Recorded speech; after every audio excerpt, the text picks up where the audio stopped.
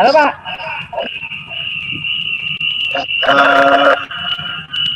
Coba di ini ya, di share screen Bu Ana.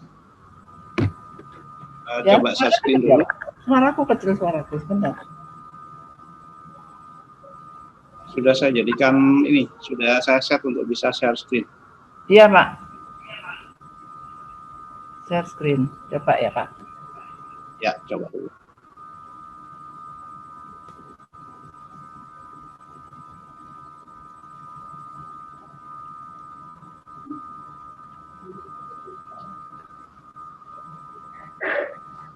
Mana Pak ganti? Aku buka apa? Buka ini ya.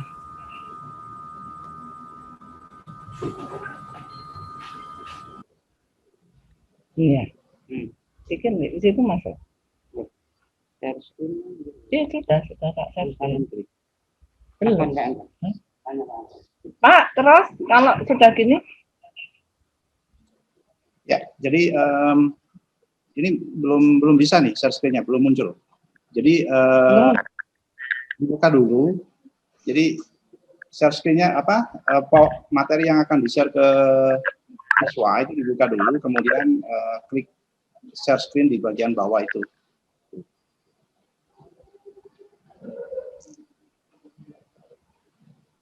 Kok yang keluar pantang? Ya karena Zoom itu settingannya yang ngomong langsung di ini, di apa? Dijadikan ini apa? Dijadikan satu layar penuh.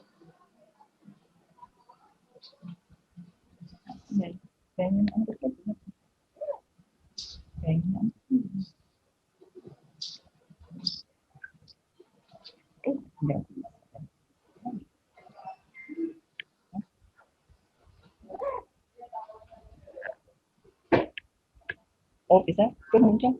Nah, ini sudah, oke, sudah bisa. Ya, sudah. Sudah Panton? Ya, sudah. Ini sudah bisa. Sudah muncul tampilan share screen-nya Bu Ana. Oke, baik. Pesertanya masih 12. Kita tunggu ya sampai 8.20. Sekarang sudah 8.20. Dan ini juga sudah Pak Tony sudah sebelumnya ke Pak Tony ini.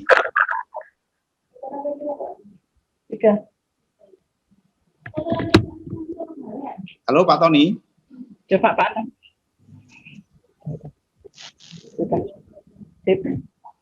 Pak Tony.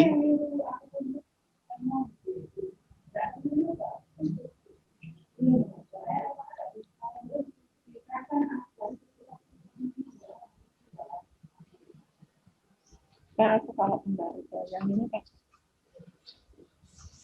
Pak, aku kembali ke mana itu? Assalamualaikum. Waalaikumsalam. Silakan Pak Tony. Apa kira? Kembali ke yang awal. Baik, assalamualaikum warahmatullahi wabarakatuh. Waalaikumsalam. Waalaikumsalam. Oke, baik, hari ini kita coba untuk kegiatan ini banyak kebetulan di samping banyak orang kerja, jadi noisinya banyak ini. Jadi untuk pagi hari ini Ibu Ana akan memberikan daring mulai tatap muka menggunakan aplikasi Zoom. Mohon untuk anak-anak untuk bisa menyimak dengan seksama kaitan dengan nanti kalau ada yang tidak jelas atau ada pertanyaan, nanti Ibu Ana akan memberikan sesi untuk tanya jawab atau untuk partisipasinya bagi anak-anak untuk betul meskipun ini daring untuk terus ikuti kegiatan belajar mengajar. Jadi tolong untuk teman-teman yang lain sekiranya nanti itu terlambat langsung saja mengikuti dan yang tidak jelas sekali lagi tolong partisipasinya secara aktif untuk ikut kegiatan belajar-belajar dengan media aplikasi tatap muka Zoom ini. Baik, itu saja mungkin dari saya. Monggo Ibu Ana, karena sudah jam 8.15, insya Allah sudah KPM bisa dijalankan. Anak-anak ada berapa ini? Ada 10 yang masuk, nggih. Berapa? 9. Aplikasi 9. Monggo mulai saja Ibu. Belum lagi Pak, belum jam 9. Oh, jam 8. Ya, betul. Harusnya lebih cepat. Makasih Pak Tony. Assalamualaikum warahmatullahi wabarakatuh. Anak-anak semua, selamat pagi. Semangat ya, walaupun pembelajarannya di rumah, tapi tetap semangat. Hari ini saya akan melanjutkan mapel kepegawaian mengenai jadi pegawai. Jadi pegawai negeri sipil atau yang bukan negeri sipil yang akan sebagai aparatur sipil negara.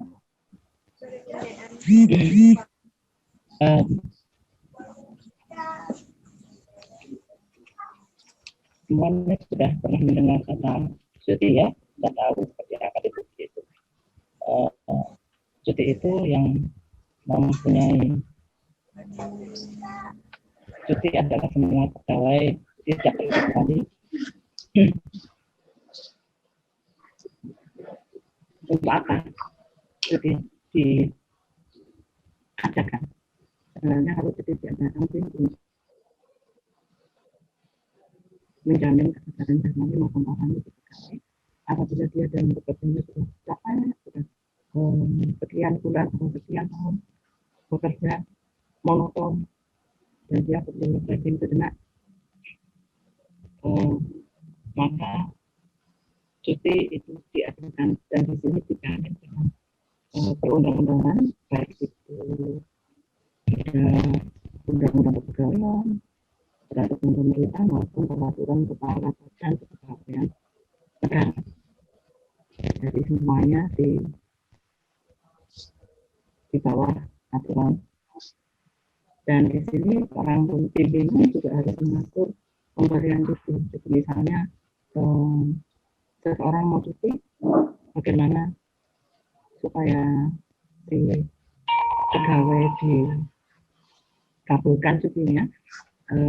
Pimpinan punya perhitungan tersendiri.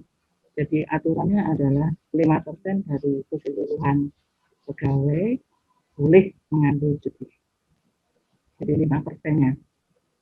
Jadi pimpinan harus mengaturkan kalau pegawainya mau ambil cuti sesuai dengan haknya, karena itu merupakan hak dari pegawainya. Jadi kalau pegawai mengajukan cuti, pimpinan harus mengaturkan melalui tentu saja siapa yang berhak untuk memberikan cuti itu sesuai dengan wewenang nanti itu.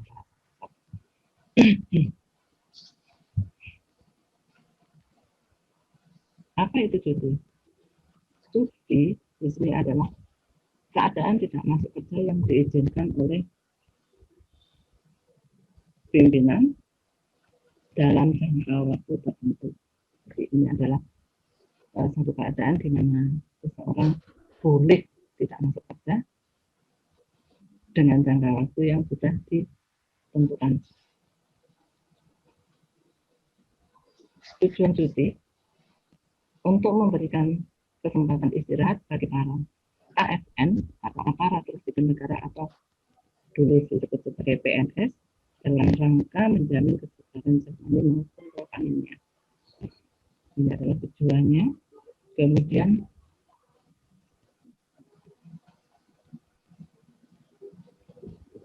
landasan hukumnya.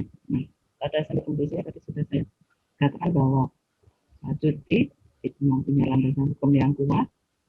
Ada peraturan pemerintah nomor 11 tahun 2017 tentang manajemen pegawai negeri sipil dan Badan Kepegawaian Negara Nomor 24 Tahun 2017 tentang tata cara pemberian cuti PNS. Sebenarnya ada beberapa peraturan undang-undangan ya yang saya sebutkan ini ada. Dan semuanya menguatkan bahwa ASN itu berhak untuk mengambil atau mendapatkan hak cuti. Kemudian pejabat yang berwenang memberikan cuti siapa saja. Jadi siapa sih yang berhak memberikan? Di sini ada Kepala Perwakilan RI di luar negeri. Ini adalah sesuai dengan hierarki. Waktu saya katakan bahwa cuti itu diambil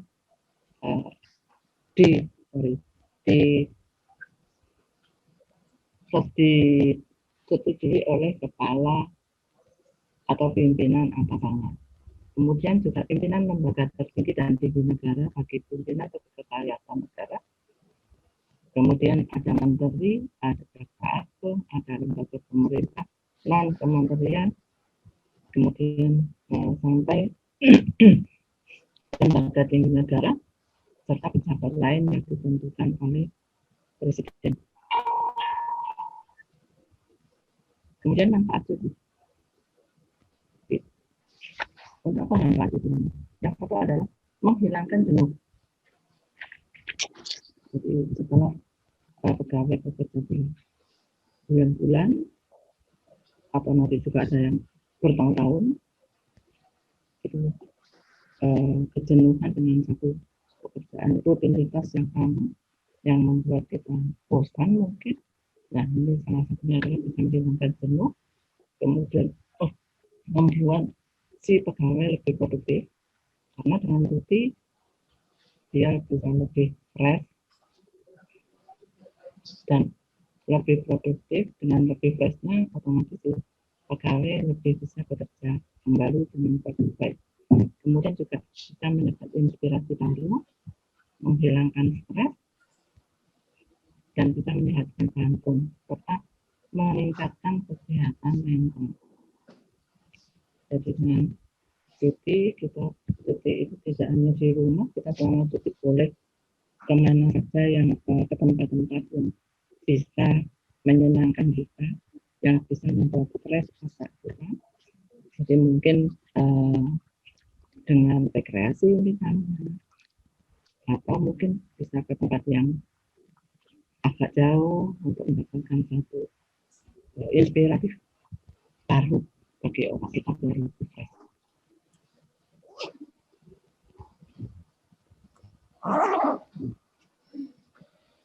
Kemudian tata cara cuti. Yang pertama adalah cuti diajukan kepada pejabat yang berwenang melalui saluran hierarki dan ditetapkan dengan surat keputusan pejabat yang berwenang. Nah, di sini yang pertama adalah pegawai mengajukan diri. Mengajukan saja, tentu saja ke pimpinannya, jadi ke pejabat yang berwenang tadi.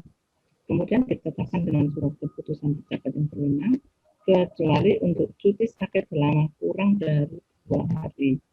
Jadi kalau cuti sakit itu beda. Tapi kalau untuk cuti yang lain tetap harus ada surat keputusan, menunggu surat keputusan. Kalau cuti sakit yang kurang dari 2 hari, kita nggak perlu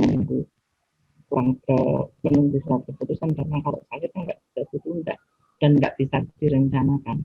Nggak ada orang yang sakit itu, misalnya saya besok mau sakit Bu, jadi besok nggak masuk, nggak ada.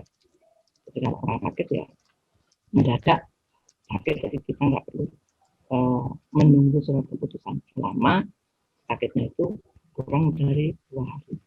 Jadi 1 atau 2 hari. Kemudian yang kedua, untuk memperoleh cuti di luar tanggungan negara, ASN bisa mengajukan kepada pejabat yang berwenang, juga harus mendapat persetujuan dari kepala PKN, Badan Kepegawaian Negara. Jadi kalau cuti di luar tanggungan negara itu lebih sulit karena memang waktunya biasanya lebih panjang. Nanti kita bahas di akhir. Ini harus selain mengajukan cuti di atas kita, di atas saya misalnya, juga harus mendapat persetujuan dari BKN. karena memang cutinya panjang. Jadi nggak hanya 1-2 hari atau 1 minggu atau 2 minggu, tapi bisa berbulan-bulan atau bisa tahun atau lebih. Kemudian di sini adalah macam-macam cuti. Ada cuti tahunan, ada cuti besar, ada cuti sakit, ada cuti melahirkan, ada cuti karena alasan penting, ada cuti bersama, dan ada cuti di luar tanggungan negara. Adalah jenis-jenis cuti yang nanti akan kita bahas satu-satu. Cuti tahunan yang pertama di sini. Cuti tahunan merupakan hak ASN dan calon ASN yang telah bekerja selama paling kurang selama 1 tahun berturut-turut. Maksudnya di sini berturut-turut adalah selama 1 tahun itu ASN bekerja terus, jadi belum pernah misalnya bekerja 2 bulan kemudian keluar, maksudnya keluar mengajukan keluar, kemudian dia bekerja lagi berapa tahun kemudian dia akan bekerja lagi dan itu dijumlah jadi setahun, itu bukan seperti itu. Jadi yang maksudnya berturut-turut itu adalah selama setahun penuh dia bekerja sebagai ASN atau calon ASN, calon PNS. Kemudian lamanya hak atas cuti tahunan bagaimana dimaksud adalah 12 hari kerja. Jadi bukan Sabtu Minggu dihitung kalau hari kerjanya. Senin sampai Jumat berarti Sabtu Minggu tidak dihitung. Lamanya adalah 12 hari kerja. Berarti 2 minggu lebih, iya. 2 minggu lebih karena kita bekerja kan selama 5 hari sekarang.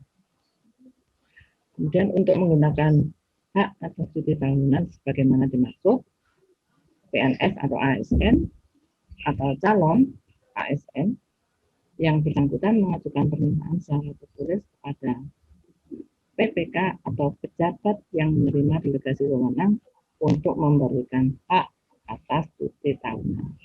Jadi mengajukan dulu, kemudian di sini nanti ada ketentuannya bahwa untuk pegawai yang mengajukan ini biasanya mengambilnya ini nanti. Kemudian PNS yang menduduki jabatan guru pada sekolah dan jabatan dosen pada perguruan tinggi yang mendapat hiburan menurut peraturan perundang-undangan disamakan dengan PNS atau ASN yang telah menggunakan hak cuti tahunan. Jadi kalau guru maupun dosen karena dia bisa dia mengambil cuti kalau pas siswa atau mahasiswanya libur, seperti menggunakan hak cuti tahunan sama. Tetapi tidak boleh mengambil pada saat hari-hari siswanya ada di sekolah atau hari masuk. Jadi, untuk dosen dan guru tidak ada hak cuti seperti pegawai yang lain. Bebas mengambil maksudnya. Mengambil cutinya pada waktu seseorang. Pada waktu si siswa. Oh iya, itu. Tahunan yang akan digunakan di tempat yang sulit, perhubungannya dapat ditambah untuk paling lama 12 hari kalender dalam 1 tahun berjalan dengan tetap mempertimbangkan kesempatan karir ada unit bertanding. Maksudnya gini, biasanya cuti tahunan itu diberikan nggak langsung 12 hari kerja. Jadi nggak seperti itu. Jadi mungkin diambil selama 3 hari minimal, karena memang cuti tahunan itu boleh diambil minimal adalah 3 hari. Jadi boleh diambil 3 hari, boleh diambil 5 hari atau 6 hari, boleh, tergantung dari unit kerjanya. Jadi kalau misalnya unit kerjanya sibuk pelayanan, misalnya dia melayani pelayanan, itu biasanya nggak boleh kalau langsung mengambilnya 6 hari kerja. Jadi diperhitungkan itu. Jadi pimpinan memperhitungkan eh, pekerjaan yang ada di kantor tersebut. Jadi pada unit kerjanya itu, kalau misalnya unit kerjanya mengenai pelayanan, maka nggak bisa pegawai itu mengambil langsung di 12 hari kerja misalnya, nggak boleh. Atau misalnya 6 hari, itu pun kadang-kadang pimpinan masih mempertimbangkan karena kesibukan atau ruang lingkup kerjanya pelayanan ke masyarakat. Selama menjalankan cuti tahunan, misalnya PSN nggak salah, PNS dan calon PNS memperoleh penghasilan dan tunjangan sesuai dengan peraturan perundang-undangan. Jadi, walaupun cuti, si pegawai atau calon pegawai tetap memperoleh penghasilan seperti yang sesuai dengan yang sudah ditetapkan. Jadi, tidak mengurangi gaji.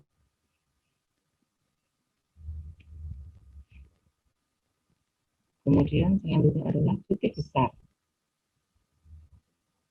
Cuti besar ini adalah merupakan hak ASN yang telah bekerja singkat 5 tahun secara berturut-turut atau secara terus-menerus dan diberikan untuk paling lama 3 bulan. Jadi cuti besar bisa diambil untuk pegawai negeri sipil yang telah bekerja selama 5 tahun berturut-turut, jadi tidak putus, dan diberikan paling lama 3 bulan. Ketentuan yang dimaksud pada angka 1 yang tadi saya bacakan dikecualikan bagi kepentingan agama dan kelahiran anak keempat dan seterusnya. Jadi kalau untuk misalnya seseorang mau naik haji, walaupun kurang dari 5 tahun boleh diberikan, tetap diberikan, atau juga nanti aturannya ada pada cuti melahirkan. Di sini juga cuti melahirkan anak keempat itu beda dengan anak 1, 2, dan 3, karena 1, 2, dan 3 itu memang sudah, jadi yang keempat dan seterusnya itu sudah beda, sudah masuk ke cuti besar. Kemudian cuti sakit. Cuti sakit di sini adalah bisa terjadi menderita sakit, kemudian mengalami keguguran, mengalami kecelakaan. Diberikan selama 1 tahun dan dapat ditambah 6 bulan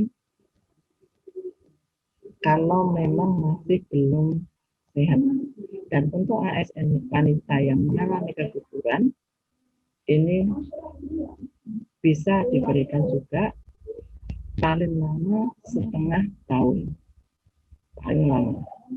Jadi ini adalah maksudnya jarak antara yang melahirkan yang pertama dengan yang keguguran itu paling lama adalah setengah tahun. Itu akan diberikan juga, diberikan cuti sakit. Kemudian cuti melahirkan.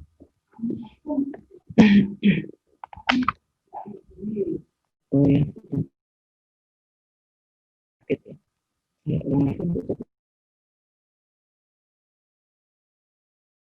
menyampaikan surat keterangan sakit boleh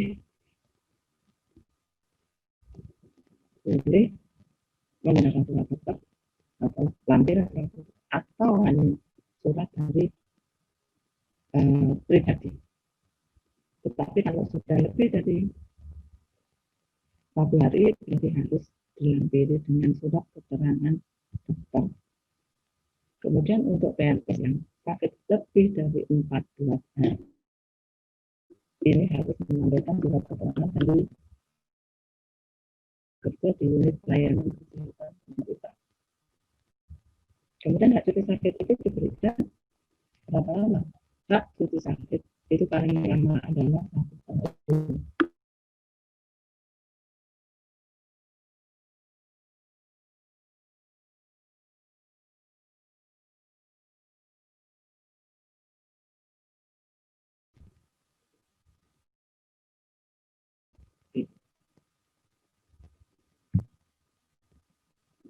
Nah,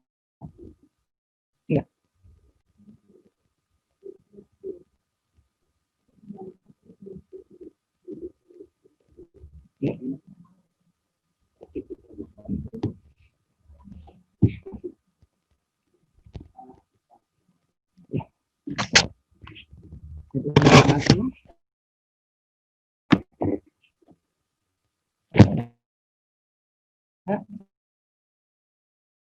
kan paling lama 1 tahun dan bisa ditambah 6 bulan kalau masih belum sehat atau belum sembuh.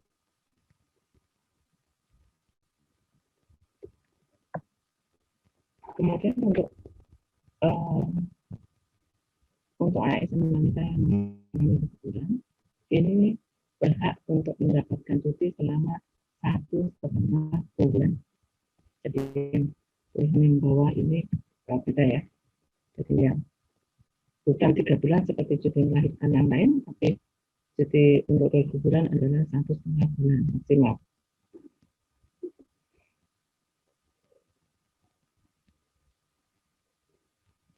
Kemudian di sini cuti melahirkan untuk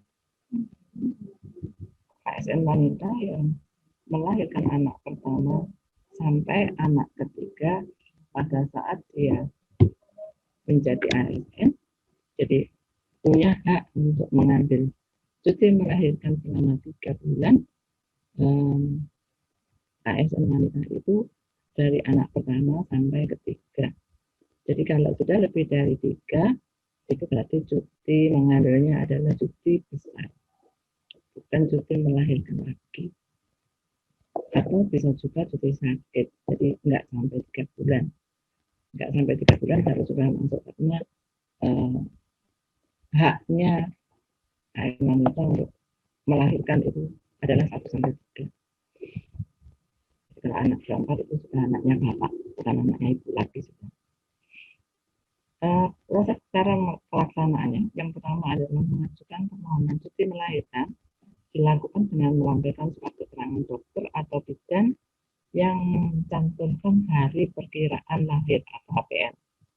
Jadi yang pertama adalah cuti melahirkan, cuti hamil dulu. Jadi cuti hamil itu mengajukan cuti hamil dan cuti melahirkan biasanya yang pertama adalah cuti hamil. Cuti hamil itu diberikan selama 1 bulan sebelum melahirkan.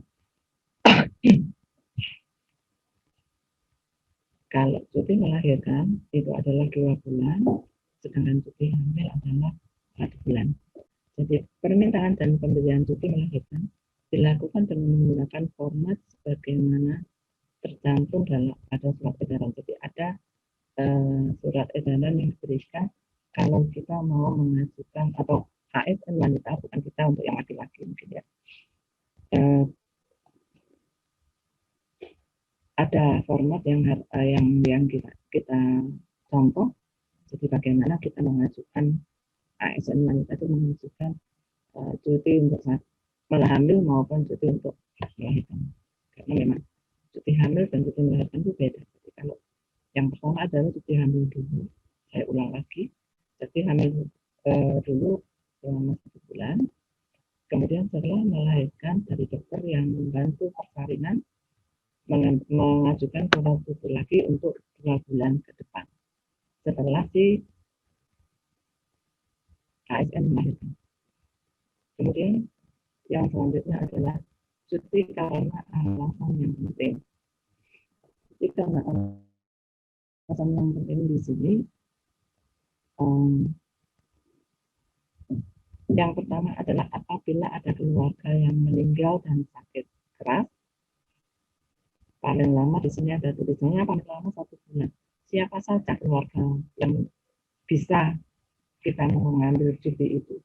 Yang pertama adalah ibu, bapak, istri atau suami, kemudian anak, adik, kakak, mertua, atau menantu. Itu boleh kita mengambil cuti karena alasan penting. Jadi kalau tetangga nggak boleh. Jadi itulah beberapa. Jadi ibu, bapak, istri atau suami, anak, adik, kakak, mertua, atau menantu. Berarti ada 8 yang boleh kita mengambil cuti karena alasan penting. Atau juga melangsungkan perkawinan. Itu juga boleh mengambil, punya hak untuk mengambil untuk ASN atau calon ASN yang mau melangsungkan perkawinan, dia mempunyai hak untuk mengambil cuti biasanya selama 2 minggu. Untuk ASN laki-laki yang istrinya operasi melahirkan, itu boleh juga mengambil cuti. Jadi sekarang kalau zaman dulu nggak boleh, kalau sekarang boleh. Jadi suami boleh menemani istrinya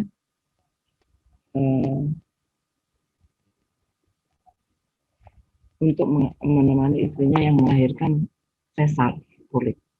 Kemudian untuk ASN yang ditempatkan di daerah rawan bencana, ini juga boleh mengambil cuti, tetapi tetap dengan ketentuan yang memang misalnya pada waktu itu sedang gempa. Nah, di sini ASN mengajukan hak cutinya untuk meninggalkan tempat dia bekerja karena di daerah situ sekarang lagi rawan, misalnya ada gempa atau ada banjir. Nah, ASN boleh mengajukan cuti selama maksimal 1 bulan untuk mengungsikan keluarganya ke tempat yang lebih aman.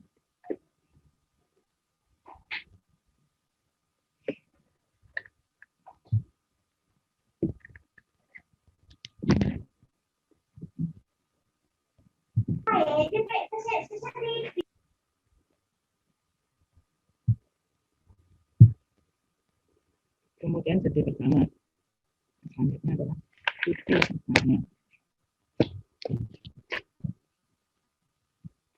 Cuti bersama di sini ditetapkan oleh Presiden dan mengurangi hak cuti tahunan. Jadi kalau ada cuti bersama berarti hak cuti tahunannya ASN itu berkurang. Jadi misalnya cuti bersamanya ada 2 hari, kalau cuti tahunan 12 hari berarti sudah 10 hari kerja untuk haknya di ASN. Kemudian memperoleh hak cutinya bertambah jika hak cuti tahunan tidak diberikan. Ini ada aturannya sendiri. Kemudian memperoleh penghasilan dan tunjangan. Jadi seseorang yang mengambil cuti bersama hak untuk gaji dan lain-lain tetap tidak mengurangi atau tidak dikurangi.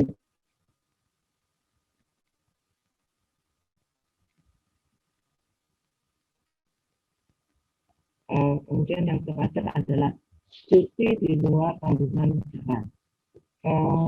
Sebelum saya bahas untuk cuti di luar tanggungan negara, mungkin ada pertanyaan dari siswa.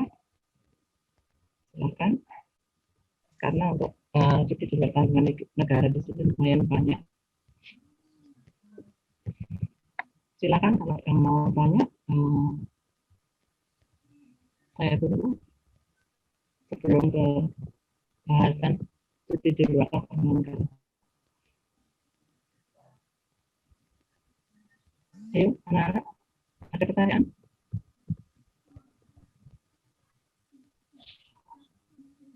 Silakan, mic-nya dibuka dulu agar supaya bisa bicara. Rosita, mau tanya?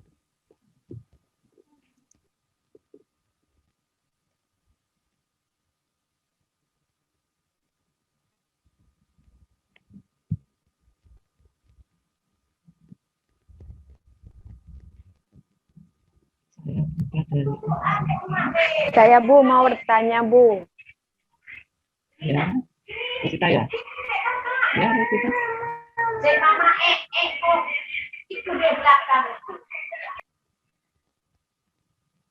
Silakan Rosita. Apakah cuti boleh diajukan secara mendadak Bu? Ya, cuti apa itu? Cuti apa itu? Cuti pegawai. Cuti tahunan misalnya. Iya Bu. Oke, baca dulu ya.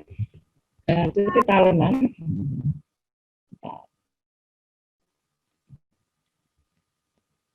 Jadi teman-teman, di sini kalau misalnya mau diambil di bawahnya berapa, tergantung dari frekuensi pekerjaan yang ada di situ. Kalau misalnya memang dia tidak di pelayanan kepada masyarakat dan bisa meninggalkan tanpa membebani yang lain, boleh. Tapi kalau mendadak, tapi kalau bisa sih biasanya nggak mendadak, 2 atau 3 hari yang saya tahu seperti itu. Tapi kalau harus misalnya karena sesuatu yang mendadak juga, nah itu kalau dia tidak di pelayanan ke masyarakat biasanya bisa. Oke, jadi biasanya bisa kalau pekerjaannya juga pelayanan ke masyarakat. Karena memang kalau pelayanan ke masyarakat ada penggantian dulu, baru kemudian bisa meninggalkan tempat atau mengambil cuti itu tadi. Gimana, sudah? Sudah, Jelas? Bu. Ada pertanyaan lagi? Yang lain? Yang lain? Ayo, yang lain. Saya Mana yang lain ya? Ini, maaf. Ya. Kan? bagaimana jika seorang pekerja tidak mengambil cuti tahunan kan, Bu? Oke, ya. Untuk pegawai yang tidak, jawaban untuk ini ya, atau untuk yang lain juga, ya semuanya tahu. Kalau seseorang tidak mengambil cuti tahunan yang kemarin ya, yang kemarin maksudnya ya, jadi itu bisa diakumulasikan maksimal adalah 6 hari. Jadi isinya kan 12 hari kerja, jadi 12 sama 6, jadi tinggal 18 hari kerja. Jadi yang 6 nggak bisa. Jadi diakumulasikan di tahun berikutnya selama 6 hari. Yang untuk tahun berikutnya yang sekarang jadi tetap 12 hari kerja ditambah 6 hari kerja di tahun yang kemarin. Oke, jadi tetap bisa diakumulasikan. Dan PNS tetap mendapatkan tunjangan atau gaji utuh seperti biasa. Dan ini jelas? Ya, Bu. Ada pertanyaan lagi ya? Ada pertanyaan yang kurang jelas ya? Mengenai cuti tahunan ya? Enggak. Silakan yang lain lagi.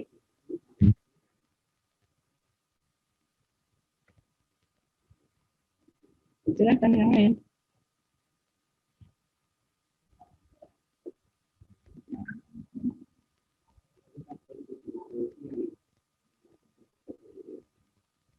Ayo, yang lain.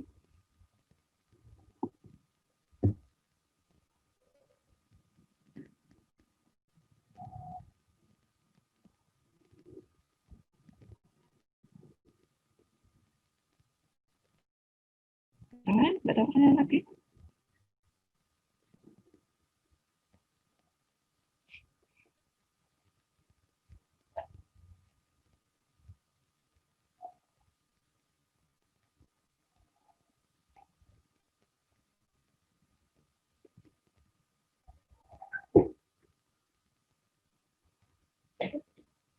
Ada pertanyaan lagi? Saya lanjutkan sedikit di cuti di luar tanggungan negara ya. Tapi karena cuti di luar tanggungan itu banyak, mungkin nggak semuanya saya bahas sekarang. Saya bahas nanti yang di pertemuan yang akan datang. Tapi saya hanya sekilas saja bahwa cuti di luar tanggungan negara ini adalah diberikan untuk KSN yang sudah bekerja paling singkat adalah 5 tahun secara terus-menerus. Jadi itu di luar tanggungan negara itu hanya dikarenakan alasan pribadi dan mendesak. Jadi dia akan diberikan, tapi sudah bekerja selama minimal 5 tahun. Dan ini adalah beberapa contoh seseorang bisa mengambil cuti di luar tanggungan. Tapi memang nanti untuk tata caranya saya berikan untuk pertemuan yang akan datang. Jadi yang pertama adalah mendampingi keluarga atau acara keluarga, kemudian menjalani program untuk mendapat tunjangan, kemudian mendampingi keluarga yang aktif itu boleh dan mengambil cuti di luar tanggungan. Silakan. Cuti di luar tanggungan negara ini bisa diberikan paling lama 3 tahun. 3 tahun dan bisa diperpanjang 1 tahun apabila ada alasan yang penting untuk memperpanjangnya. Jadi tentu saja bagaimana dengan gaji untuk cuti di luar tanggungan negara, kalau sampai tahun-tahun itu memang cuti di luar tanggungan negara itu tidak ada gaji, tidak diberikan gaji, tidak diberikan tunjangan seperti pegawai yang lain. Oke, silakan mau tanya. Saya tunggu.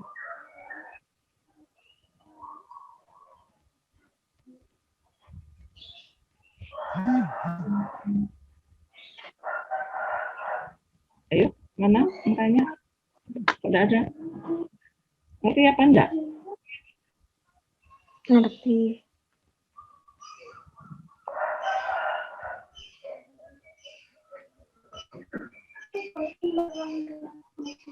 Nabila, Ayu? Ada pertanyaan? Nabila? Tidak, Bu. Tidak. Kemudian?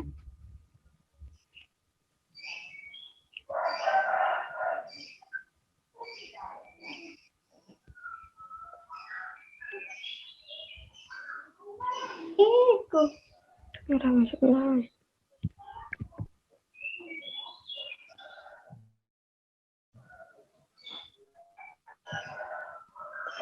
Yang lainnya? Tidak ada. Udah jelas semua? Udah jelas apa nggak ngerti?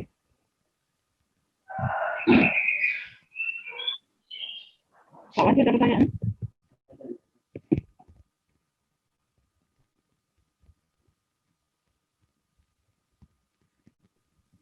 Tanya lagi nggak Bapak, Bu? Ah, ya, sudah. Tanya lagi. Karena ada yang tanya kita 2 kali. Nggak apa-apa dah, Bu. Nggak apa-apa. Nggak apa-apa. Gini, Bu. Apa dah? Itu, Bu. Apabila seseorang karyawan pernah meminta izin tidak masuk kerja atau sakit, apakah itu diperhitungkan ke dalam cuti tahunan? Sudah. Ya, Bu. Nah, sekarang saya tanya dulu, sakitnya berapa lama? Apa, Bu? Sakitnya berapa lama? Kira-kira 2 bulan dah, Bu. Hah?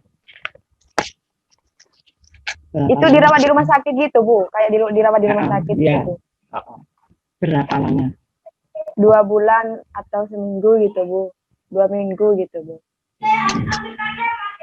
Kalau untuk cuti sakit itu seseorang jangka waktunya sampai 1 tahun 6 bulan.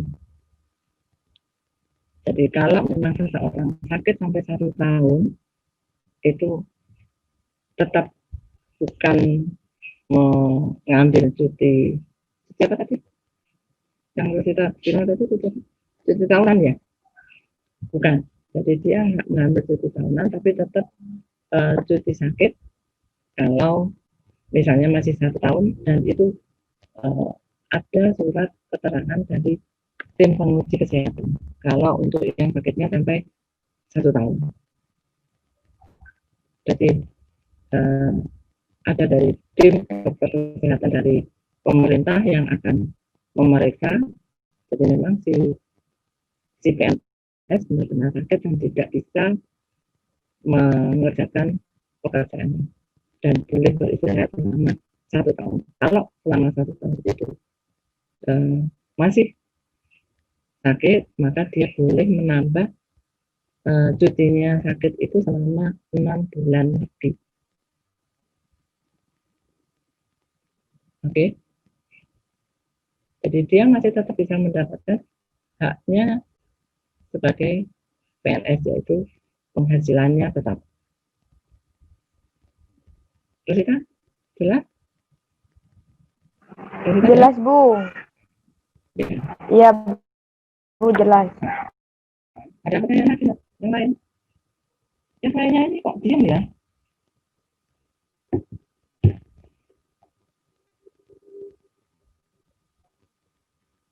Yang lainnya nggak ada lagi pertanyaan? Sudah? Nita mana Nita? Tidak keluar. Nita suaranya mana Nita? Tidak tanya nih. Itu, Bu, ngantar ayahnya, Bu. Oh, tadi masuk. Iya, tadi masuk sebentar, Bu. Laki-laki satu-satunya tidak.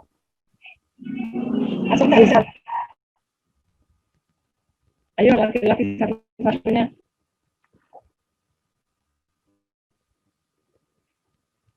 Kalau nggak ada pertanyaan lagi, untuk materi cuti saya akhiri sampai di sini. Kalau untuk cuti di luar tanggungan negara karena materinya banyak, jadi saya tunda dulu kelengkapan semuanya, jadi tata caranya dan lain-lainnya saya tunda untuk pertemuan yang akan datang. Jadi cukup pemberian materi saya untuk cuti hari ini. Saya akhiri. Wassalamualaikum warahmatullahi wabarakatuh. Waalaikumsalam warahmatullahi wabarakatuh.